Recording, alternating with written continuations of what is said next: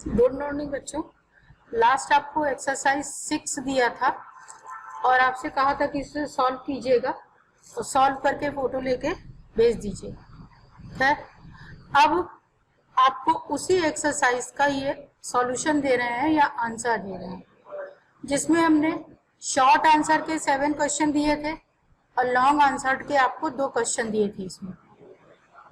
ठीक है, अब इसमें देखिए शॉर्ट आंसर का ले रहे हैं। पहले इसमें फर्स्ट क्वेश्चन दिया था, name the type of function और मेथड, यानी हमें फंक्शन का टाइप बताना था। तो मेनली आपको बताया है कि फंक्शंस आपके डिवाइड होते हैं 2 कैटेगरीज में, predefined functions and user defined functions.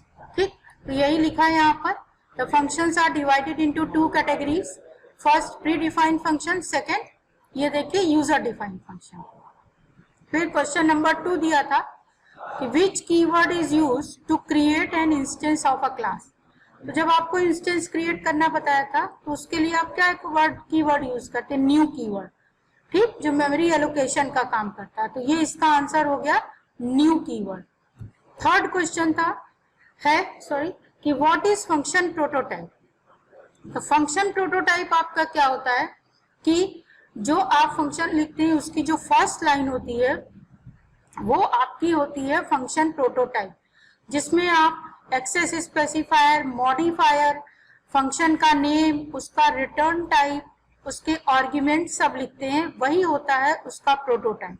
यहाँ देखिए ये लिख भी दिया है, the very first line of function definition that tells about the status of the function is known as function prototype. The status include the use of access specifier, modifier, data type of function and name of function and argument list और function signature। जो argument list देते हैं उसी को हम लोग function signature भी कहते हैं। तो ये जो लाइन लिखेंगे ये फंक्शन प्रोटोटाइप होती है। नेक्स्ट फोर्थ क्वेश्चन था, नेम द स्टेटमेंट और function that causes the control to transfer back to method call. मतलब जो रिटर्न स्टेटमेंट लेते हैं उससे वापस आता है, उसके लिए हम लोग यूज करते हैं रिटर्न स्टेटमेंट। तो उसका आंसर ये रिटर्न हो गया। नेक्स्ट है, what is the role of keyword void. Function के पहले हम लोग वॉइड लिखते हैं, तो उसी का मीनिंग पूछा गया है। तो वॉइड का मीनिंग होता है function does not return any value, मतलब फंक्शन कोई भी वैल्यू वापस नहीं कर रहा है। यही यहाँ लिख दिया, द डेटा टाइप और keyword void states that the function does not return any value. फिर answer 6, give the prototype of a function search which receives a sentence SENTNC and a word WRD and return 1 और 0। तो return देखिए 1 या 0 कर रहा है, इसका मतलब उसका रिटर्न टाइप क्या हो जाएगा, इंटीजर हो जाएगा। ये INT हो गया। फंक्शन का नेम कहा है सर्च, तो सर्च नेम हो गया। आर्गुमेंट रिसीव कर रहा है स्ट्रिंग SENTNC एंड एक वर्ड WRD। ये इसका कंप्लीट देखिए फर्स्ट लाइन है, यही फंक्शन प्रोटोटाइप है। तो अगर आपके एग्जाम में इस टाइप से क्वेश्चन आते हैं तो इसका आंसर इस तरीके से आप दीजिएगा। फिर क्वेश्चन नंबर 7 था, how many values a function return. तो आपको जो फंक्शन पढ़ा रहे हैं फिर उसमें भी हमने आपको बताया था कि एक समय में एक फंक्शन केवल एक ही वैल्यू रिटर्न करता है। तो वही लिखा है, a function returns only 1 value at a time, यानी एक समय में वो केवल एक वैल्यू रिटर्न करेगा। ये तो आपके हो गए शॉर्ट आंसर क्वेश्चन। नेक्स्ट आते हैं आपके लॉन्ग आंसर। लॉन्ग आंसर में फर्स्ट आपका ये देखिए प्रोग्राम दिया है जिसमें लिखा है कि in school election 3 candidates are contesting, they have been allotted 3 different symbols like this and there are 1 to 5 to voters and write a program to find number of valid voters, number of invalid voters। एक part. Second part है percentage of valid voters received by each candidate. अब यहाँ देखिए 1 to 5 to voters है। ठीक, तो जिसके लिए हम क्या करेंगे, फॉर का लूप देंगे। आइए प्रोग्राम में इसको हमने यहाँ देखिए दिया है आपका, ये देखिए यहाँ पर ऊपर लिख भी दिया है long answer exercise 6 program 1। Import की लाइन हो गई, जिसमें आप क्या करेंगे, स्कैनर क्लास के लिए देते हैं, फिर क्लास नेम, फिर पब्लिक स्टैटिक वॉइड की मेन की लाइन वैसी ही होगी। स्कैनर क्लास का ऑब्जेक्ट क्रिएट करेंगे, ये भी एज इट इज होगा। फिर उसके बाद हमने एक कैरेक्टर वेरिएबल डिक्लेयर कर लिया, जिसको कि यूज करके हम वैल्यू को, सिंबल को इनपुट करेंगे, जो कि वोटर्स को आइडेंटिफाई कर रहे हैं, dollar, exclamation mark and ampersand sign. अब ये आपके इंटीजर करके जो डिफरेंट वेरिएबल्स हमारे प्रोग्राम में यूज होंगे उनको डिक्लेयर कर दिया और साथ ही उनकी को इनिशियलाइज कर दिया। ठीक, जितने भी वेरिएबल हैं उनका इनिशियलाइजेशन कर दिया। अब इसके बाद, क्योंकि सेकंड पार्ट में हमें हर वोटर का अलग अलग परसेंटेज कैलकुलेट करना है, इसलिए 3 वेरिएबल डिक्लेयर कर लिया, डी, ई और एक्स। फॉर का लूप, अब यहाँ देखिए हमने 10 टाइम्स का लूप दिया है, 1 to 5 2 टाइम्स अगर लूप देंगे तो बहुत बड़ा लूप होगा और उसके लिए वैल्यू इनपुट करना पॉसिबल नहीं होगा। इसलिए क्या करते हैं, जब इस तरीके के प्रोग्राम आते हैं और उनको हम एग्जीक्यूट करते हैं तो कुछ छोटी वैल्यू देकर प्रोग्राम को रन करा करके उसे चेक कर लेते हैं, और जब वो करेक्ट होता है तब वो जितने के लिए कह रहे होता है उतना लिख देते हैं। तो अभी हमने यहाँ 10 लिख दिया है, आप 1 to 52 भी लिख सकते हैं, लेकिन 1 to 52 सोचिए है 1000, इतनी बड़ी वैल्यू बार आप एक एक करके इनपुट कहाँ तक करेंगे। तो जैसे एग्जाम में आप लिख रहे हैं या कॉपी में लिख रहे हैं तो वहाँ तो आप 1 to 52 लिख दीजिए, बट जब रन कराइए तो छोटी वैल्यू से 10 लिख दिया, 5 लिख दिया। ठीक, तो हमने यहाँ 10 ले लिया फॉर एग्जाम्पल। तो 10 वोटर्स के लिए हम निकाल रहे हैं। यहाँ देखिए मैसेज दे दिया है, एंटर सिंबल फॉर वोटर्स, ये डॉलर, एक्सक्लेमेशन मार्क एंड ये तीनों सिंबल ब्रैकेट में दे दिए। अब ये देखिए, एक कैरेक्टर इनपुट करने के लिए आपको पहले बताया है कि sc.next.char ब्रैकेट में 0 दे देते हैं। अब यहाँ चेक करेंगे, if ch is equal to dollar, यानी अगर ch की वैल्यू डॉलर है तो उसके लिए एक वेरिएबल a ले लिया, इसमें 1 का इंक्रीमेंट कर दिया।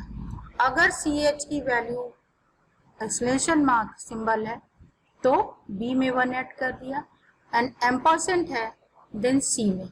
अगर ये तीनों ही नहीं है, इसका मतलब क्या हो गया कि कोई गलत सिंबल दिया गया है, तो एल्स पर nv नाम का एक वेरिएबल ऊपर लिया है, उसमें 1 ऐड कर दिया और ये लूप 10 टाइम्स का दे दिया।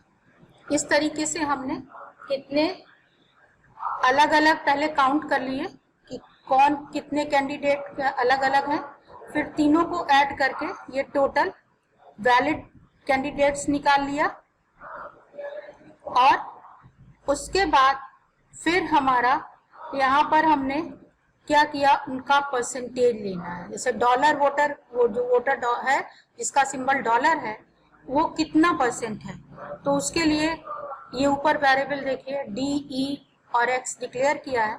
इसका फॉर्मूला हो जाएगा 100 into a divided by v means total number of voters. तो इसी तरीके से a, b, c तीनों सिंबल का अलग अलग परसेंटेज कैलकुलेट कर लिया, और कैलकुलेट करने के बाद इसको फिर क्या किया, प्रिंट करा लिया यहाँ। ठीक है,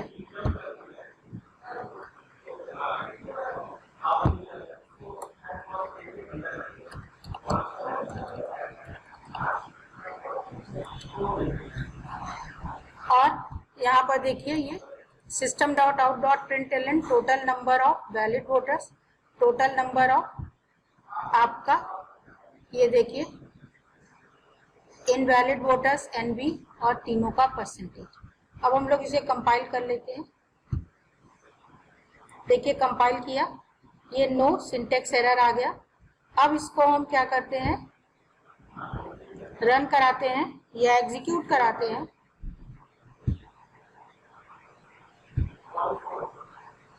तो यहाँ देखिए लिखा है, हमने क्या किया, 3 टाइम्स ये सिंबल दे दिया, जिससे काउंट करके रिजल्ट आपको चेक करने में इजी रहे।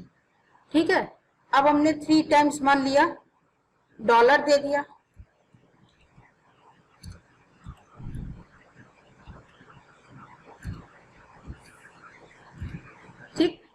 3 टाइम्स मान लिया हमने, मान लिया एक इनवैलिड वोट दे दिया, ये दे दिया, ये इनवैलिड हो जाएगा। अब 3 हमने एम्परसेंट दे दिए। आप कुछ भी दे सकते हैं, ये सिंबल देने का मेरा ऑब्जेक्टिव सिर्फ इतना है कि जो रिजल्ट है वो इजीली हम चेक कर लें। तो देखिए total number of valid voters 9 हो गए, एक गलत दिया था। Total number of invalid voters ये देखिए ये 1 हो गया, और 3 लिया था यानी 33, तो ये 33% तीनों का आ गया आपकी कैलकुलेटेड वैल्यू। ठीक है, इस तरीके से ये आपका फर्स्ट प्रोग्राम हो गया। अब आइए इसी एक्सरसाइज का सेकंड क्वेश्चन देखते हैं क्या है। इसी एक्सरसाइज का सेकंड क्वेश्चन है कि write a program to create a function swap. Swap function एक क्रिएट करना है जो 2 इंटीजर आर्ग्यूमेंट रिसीव करेगा और उसके बाद उसको स्वैप करके प्रिंट करेगा विदाउट यूजिंग थर्ड वेरिएबल, या कोई दूसरा वेरिएबल यूज नहीं करना।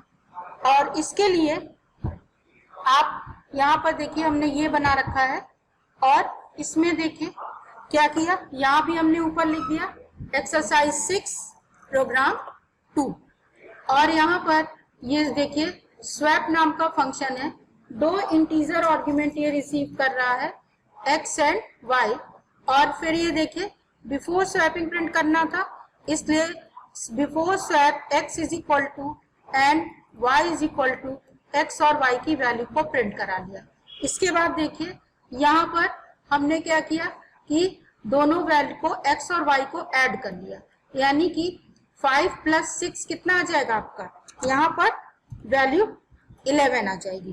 ठीक है, क्योंकि देखिए यहाँ मेन जब एग्जीक्यूट होता है तो मेन, अब ये हो गया मेन से जब फंक्शन कॉल करेंगे यहाँ, तो ये स्वैप 5 6 दिया है हमने, यानी x की वैल्यू कितनी आएगी 5 और y की वैल्यू 6।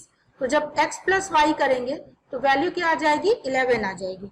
उसके बाद क्या करेंगे, x में से माइनस करेंगे y को, y की वैल्यू 6 है, तो 11 - 6 क्या बन जाएगा 5 बन जाएगा, यानी y की वैल्यू अब क्या बन जाएगी 5 बन जाएगी। और इसी तरीके से अब y की वैल्यू 5 बन चुकी है, तो 11 - 5 करेंगे तो x की वैल्यू क्या बन जाएगी 6 बन जाएगी। और ये इसके बाद आफ्टर स्वैपिंग दोनों वैल्यू को प्रिंट करा लिया, और ये मेन आपका लिखा ही है कि क्लास का ऑब्जेक्ट क्रिएट किया, ओबीजे नेम का, और फंक्शन को कॉल कर लिया। ठीक, अब इसे हम कंपाइल कर लेते हैं, तो यहाँ भी देखिए ये नो सिंटेक्स एरर आ गया। अब इसे हम रन कराते हैं या एग्जीक्यूट कराते हैं, तो यहाँ देखिए बिफोर स्वैपिंग x की वैल्यू 5 एंड y की वैल्यू 6 हो गई, एंड आफ्टर स्वैपिंग देखिए वैल्यू चेंज हो गई, x की वैल्यू 6 हो गई, y की वैल्यू 5 हो गई। यही काम हमें करना था। क्लियर ये प्रोग्राम बेटा? अब आप इसे कीजिएगा पूरी एक्सरसाइज। जहां कहीं भी आपको कोई भी चीजें नहीं समझ में आ रही हूँ उन्हें आप पूछ लीजिएगा, और पढ़िए जरूर बेटा, नहीं तो एकदम से आप नहीं कर पाएंगे। जब इन सब चीजों की धीरे धीरे प्रैक्टिस होगी तभी आप कर पाएंगे। ठीक है, तो ये आपके ये लॉन्ग आंसर के दोनों प्रोग्राम हो गए। इस तरीके से आपका ये एक्सरसाइज 6 का आंसर कंप्लीट हो गया। ठीक, अब नेक्स्ट टर्न आपको या नेक्स्ट एक्सरसाइज देंगे। Okay, thank you.